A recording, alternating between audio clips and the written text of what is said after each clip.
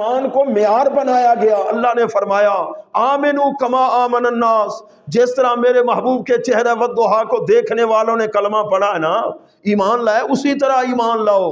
ان کا ایمان ہمارے لیے معیار ہے۔ قرآن کو سمجھنا، حدیث کو سمجھنا، وہ دین کے محافظ، اللہ کے محبوب کی حدیثوں کے محافظ، پیارے محبوب کے پیارے غلاموں، فرماتے ہیں وَأَفْضَلَ ہدایت، بہترین ہدایت کے راستے پر جو تھے وہ صحابہ کرام تھے۔ فرمایا ہم معدن العلم، حضرت عبداللہ بن عباس رضی اللہ عنہ کو قول پڑھ رہا ہوں، وہ فرماتے ہیں صحابہ علم کی کانیں تھے، ان کے سینوں کے اندر بصیرت کا نور تھا۔ قرآن کو سمجھنے والے، تفسیر کو سمجھنے والے، حدیث کو سمجھنے والے، دین کو سمجھنے والے، یہ کون تھے؟ ہم معدن العلم وکنز الایمان، اور ایمان کے خزانے تھے۔ صدیق اکبر ہوں، فاروق اعظم ہوں، عثمان و علی ہوں، حسنین کریمین ہوں، حضرت طلحہ ہوں، حضرت عبداللہ بن زبیر ہوں، عمار بن یاسر ہوں، 1,00,000 کئی ہزار صحابہ، یہ علم کی کانیں تھی اور ایمان کے خزانے تھے۔ اور ہم سنی کتنے خوش قسمت ہیں، ان ہستیوں کا ذکر آئے تو ایمان کے گلستان میں ہریالی آتی ہے، دل خوش ہو جاتا ہے۔ پیارے محبوب کے پیارے غلاموں، آگے فرماتے ہیں حضرت ابن عباس رضی اللہ عنہ، جند الرحمن، یہ جو اللہ کے محبوب کے پیروکار ہیں صحابہ، یہ اللہ کا لشکر ہے، یہ اللہ کا لشکر ہے۔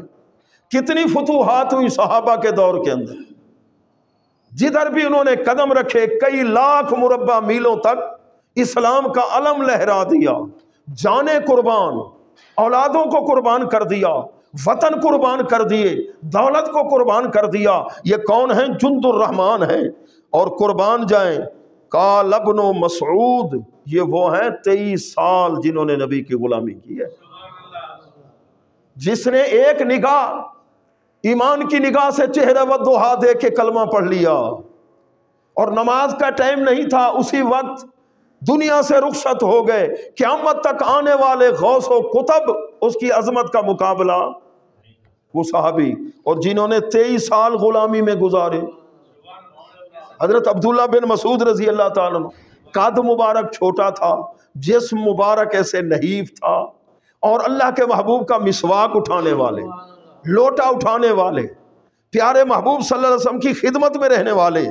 آپ فرماتے ہیں من اتبع دعبانی میں کون ہے؟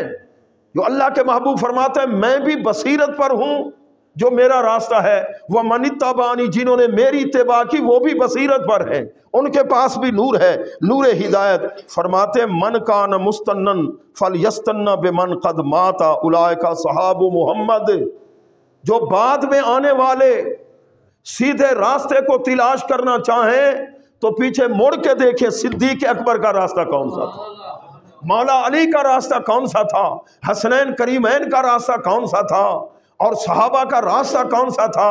اگر ہدایت چاہیے، علیکم بسنتی و سنت الخلفاء الراشدین، میرے خلفاء راشدین کی سنت، میری سنت کو اپناؤ۔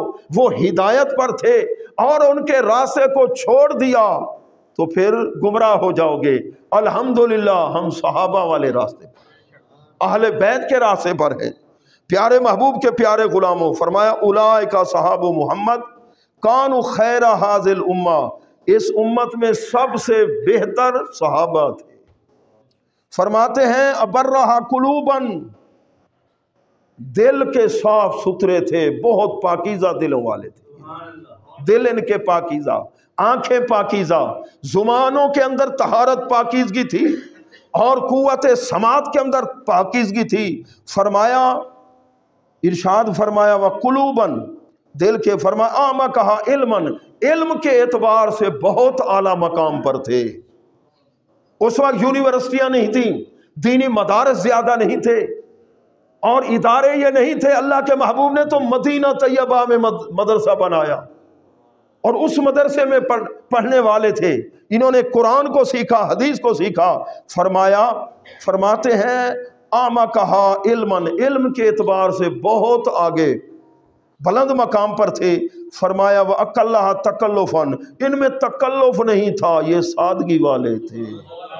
جس طرح آج کل ہمارے اندر تکلف ہے، یہ حاجی صاحب پہنچ گئے کہہ روڈ سے، ماشاءاللہ، درود پاک، الصلاۃ والسلام علیہ